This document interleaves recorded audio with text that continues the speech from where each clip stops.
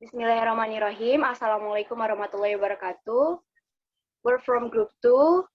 Today we're gonna show you our analysis short story of the yellow wallpaper. Before we start the analysis, let me introduce the members. First is Afifah, Alya, Riski. Second is Galuh Puspaningrum. Third is Febrina, Firdaus. Without any further ado, let's start. Okay, now I will present the synopsis. Narrator starts her story by describing the house that her husband has rented for their summer vacation. Though this is not explicitly stated, the reader can guess that the narrator is suffering from postpartum depression. John, her husband and a doctor, laughs at her complaints and prescribes the rest cure. Isolated from the outside world and unable to do anything productive, the narrator fixates on an ugly yellow wallpaper in the room she lives in. The wallpaper gradually comes to life and drives her crazy. This process of sliding into madness is described in her diary.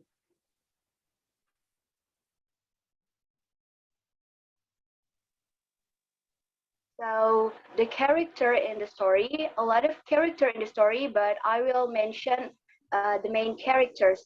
The first is the narrator. The narrator of the story is a young, upper middle class woman. She is imaginative and a natural writer. Though she is discouraged from exploring this part of herself. She is a new mother and is thought to have historical tendencies or suffer from nervousness. Her name may be Jan, but is unclear. Second, John. John is the narrator's husband, and her physician restricts her activities as a part of her treatment. John is extremely practical and belittles the narrator's imagination and feelings. He seems to care about her well-being, but believes he knows what is best for her and doesn't allow her input. Next slide. Third is Jenny. Jenny is John's sister who works as housekeeper for the couple. Jenny seems concerned for the narrator as indicated by her offer to sleep in the yellow wallpapered room with her. Jenny seems content with her domestic role. Okay, the next is about setting. The first setting is place. There are two places in the story. They are house and nursery. The second setting is time. There are 7 times in the story: summer, moonlight evening, 2 weeks, night, the 4th of July, daytime, and last day. The third setting is atmosphere. They are afraid, angry, tired, annoyed, disappointed, pleased, and glad. And the last setting is physical environment. The setting takes place in the storyteller's colonial mansion in the summer in sometime in the late 1800s, when she mentions that her husband is trying to send her to the physician where Maisel.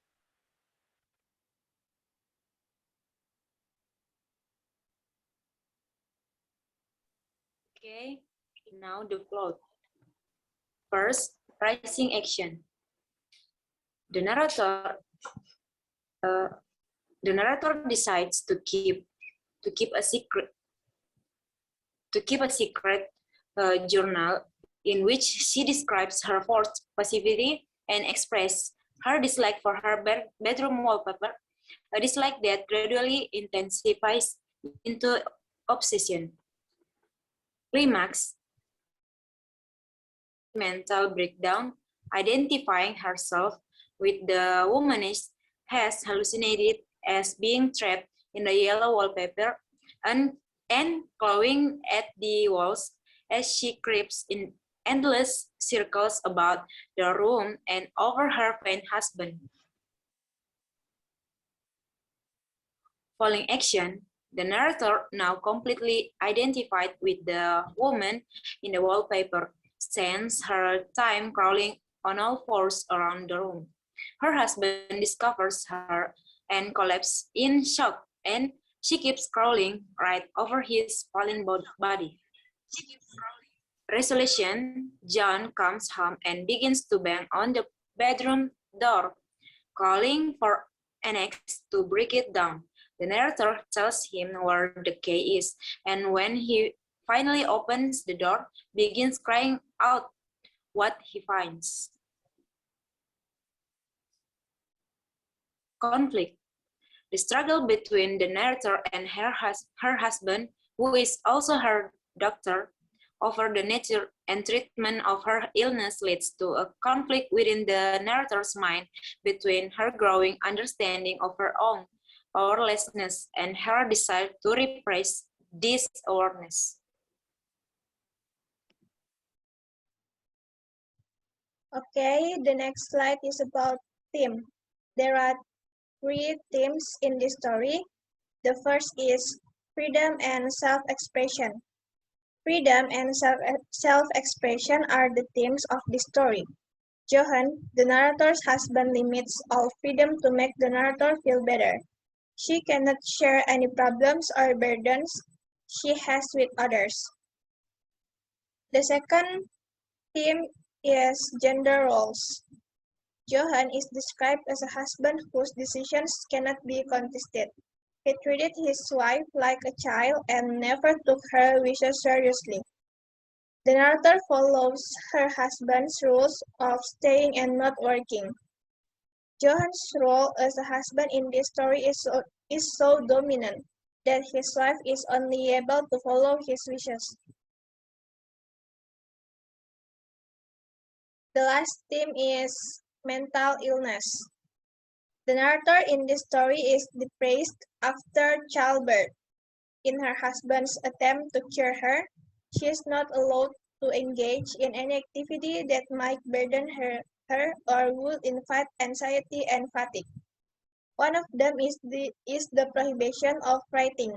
She was not allowed to write, and it made her so mad that she started having strange thoughts and fantasies about the yellow wallpaper in her room. The whole band leaves the narrator powerless, and she has no one to talk to because Johan always ignores her.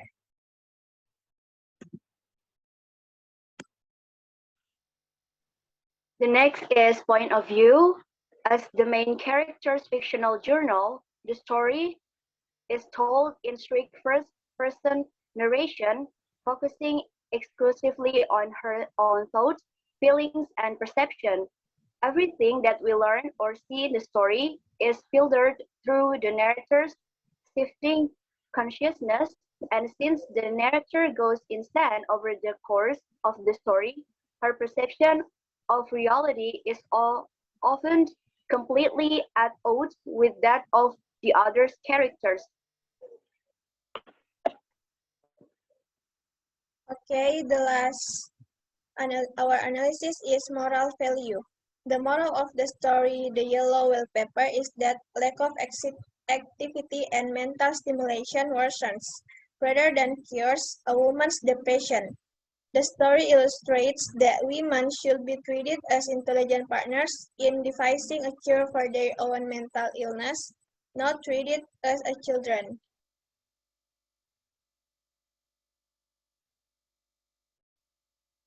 So that's our analysis. Thank you.